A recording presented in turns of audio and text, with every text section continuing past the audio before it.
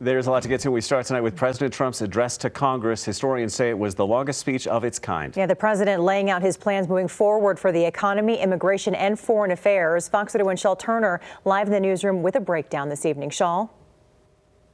President Trump's first address to a joint session of Congress since returning to the White House. Now, the president announcing his goal is to make the U.S. the most dominant nation on the earth. An update on talks with Ukraine, that reciprocal tariffs will go into effect on April 2nd, that he will reclaim the Panama Canal and wants sex changes for youth banned. He also managed to get a jab into Democratic Senator Elizabeth Warren.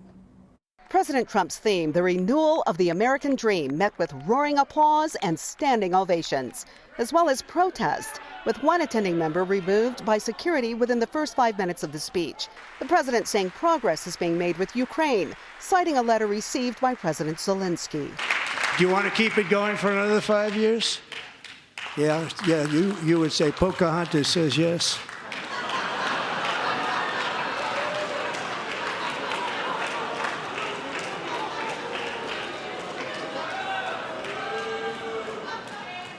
$2,000 people are being killed every single week.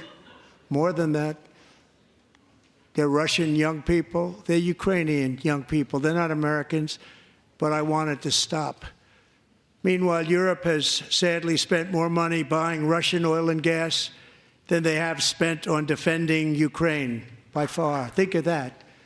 They've spent more buying Russian oil and gas than they have defending. And we've spent perhaps $350 billion. The president pledged to continue the crackdown on the border, again citing recent arrests in Aurora. President Trump doubling down on his pledge to make America affordable again by declaring a national energy emergency, reopening many power plants, expanding production of critical minerals in the U.S., and of course bringing down the price of groceries. That as many are concerned about the impact of steel and aluminum tariffs. Elon Musk, standing as the president outlined accomplishments by the Department of Government Efficiency, or DOGE, although Musk has come under fire for his team's lack of experience and methods. And also the president defending his plan for federal spending cuts, citing several examples of spending in foreign countries, and made a direct pledge to remove so-called wokeness from any federally funded organization with the threat of losing funding. The president also spoke about his assassination attempt last year, saying he was saved by God to make America great again, and that he has accomplished more in 43 days than most administrations accomplished in 8 years. Live in Denver, Shawl Turner, Fox 31.